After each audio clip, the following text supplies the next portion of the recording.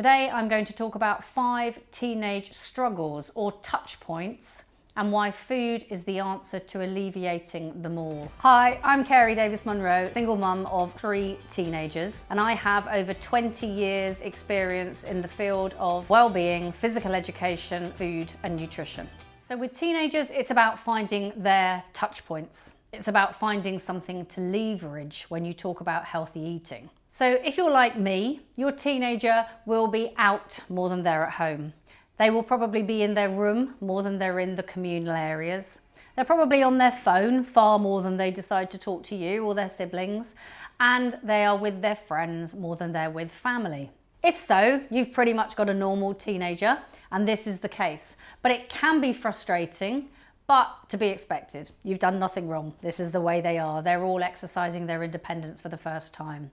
So as mums, we go from having pretty much a monopoly with young children over what they eat. We control every single mouthful that goes into their body. We're now at a point where they're at the house and we can't monitor what they're eating. We can't monitor what shops they're going to. We can't monitor the fact they're with their friends and they probably take on their friends' eating habits. The only thing that we're able to do is make sure that they're eating the right stuff when they're at home with the stuff that's prepared or planned by you. So it's really important that we identify with their touch points in order to get them to eat the right stuff when they are at home. It's not only about what we're feeding them, but it's about how we educate them around that. And educating them around that means that we have to try and get their buy-in. And with teenagers, they are particularly selfish. So to get their buy-in, they have to identify with what we're saying. For some reason I don't understand, but I know it to absolutely be true. Healthy stuff is not cool.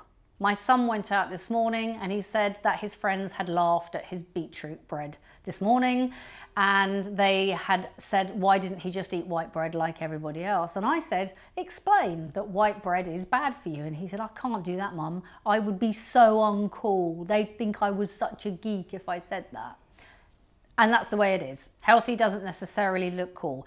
So it's about us educating them, and it's about them identifying with the things that are going to resonate. So the first thing is they're all concerned about their appearance. They're taking photos all the time. They're putting their photos out there on a number of different platforms.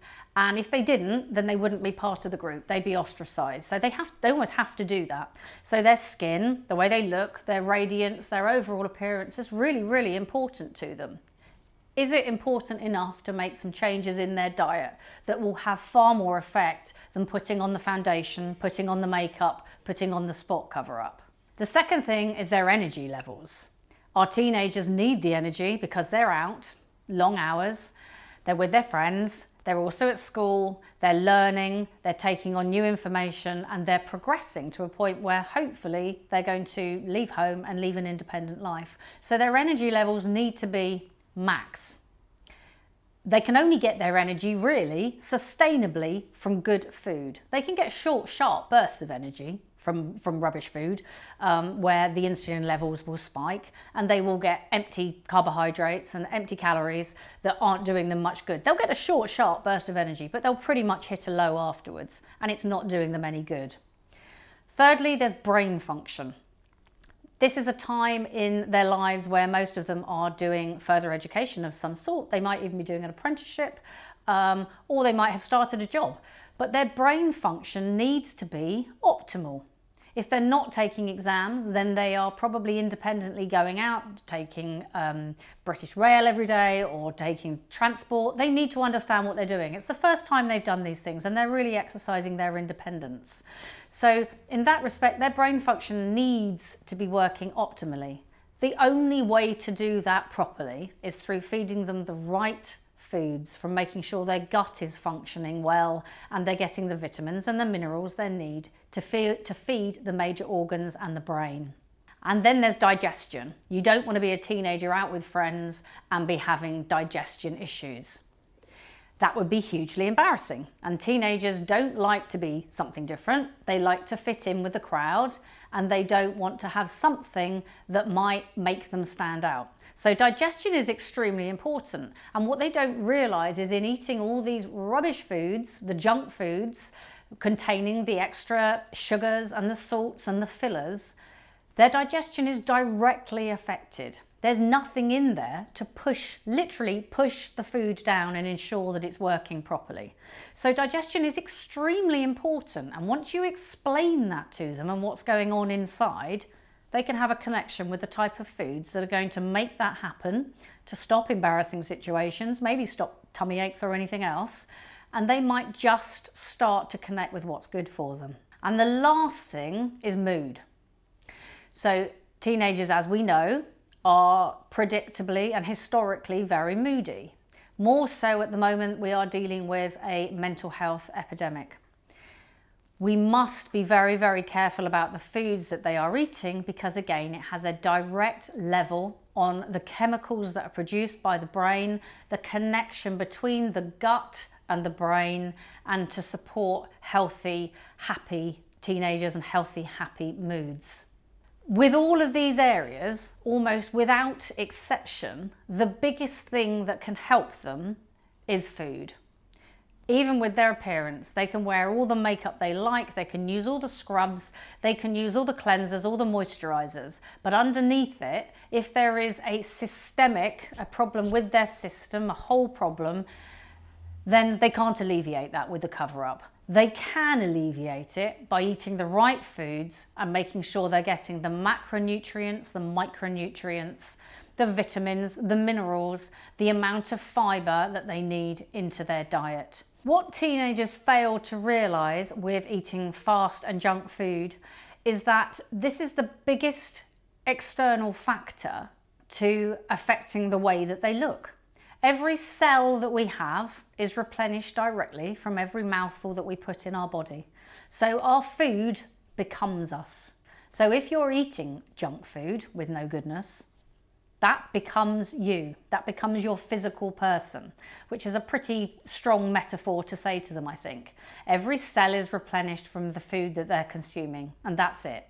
So if they want clear, radiant, beautiful skin, they have to eat foods that are going to replenish their cells and make sure that their skin will be radiant and fresh.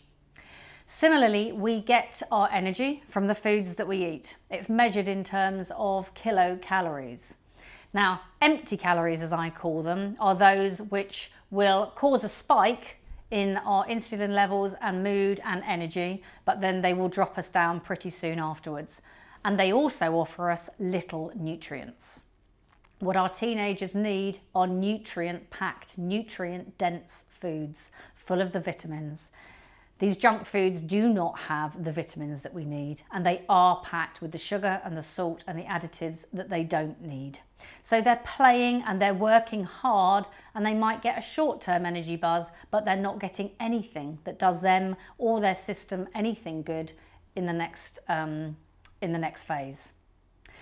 Teenagers are also dealing with a flood of hormones, which is also partly responsible for a change of mood and being unpredictable. With the hormones that are raging around their body and the anxiety, it can be hard to cope, which is why we need to keep them on an even keel. And the way to keep them on an even keel is by feeding them foods that are going to give them slow releasing, long lasting energy, and they're going to help swell the tide that's coming of the hormones and stop the feelings that they're having of overwhelm in some instances. So if your teenagers are coming in tired, hungry, stressed, they want something which is going to balance them, which is going to nourish them, which is going to nurture them and give them everything they need in terms of the nutrients. And it's about making sure that they understand that the high calorific foods that they're currently eating, some of them, with sugar-loaded snacks and the hidden sugars that are in lots of the things that they wouldn't necessarily think about, so they need to start to get used to looking at labels and checking what's in there, will make sure that their mood plummets. They make sure that their energy plummets. It will affect their skin in a negative way. It cannot optimally help their brain to function so that they will do the best in the exams. All of these things come from food, and it is vital that our teens both absorb and eat the right foods. So absorption is the second part of the equation. We can eat the right things, but if we're not absorbing them, then our body, our organs, our brain doesn't get the benefit from that. So absorption is very, very important. And absorption is a big part of the equation. And that's again about making sure that they're eating the right stuff, but they are combining that with a healthy lifestyle in general. So they're getting the right amount of sleep, which again can inhibit your digestion. They're getting the exercise, which again inhibits the way that we digest our food. And it's a part of a whole package of a healthy lifestyle for a teenager. Teenagers don't want embarrassment in friends in terms of acne, bad skin, low, moody with their friends. They don't want to do badly in their exams. They don't want to have embarrassment because their digestive system's playing up. All of these things are touch points or triggers for our teenagers and ways that you will resonate them when you're trying to educate them about a healthy diet. So as far as it may seem uncool, these are the things that will get your teenager moving in terms of trying different foods and identifying with these as a long-term healthy way to live. So be parents. You'd educate them on anything else.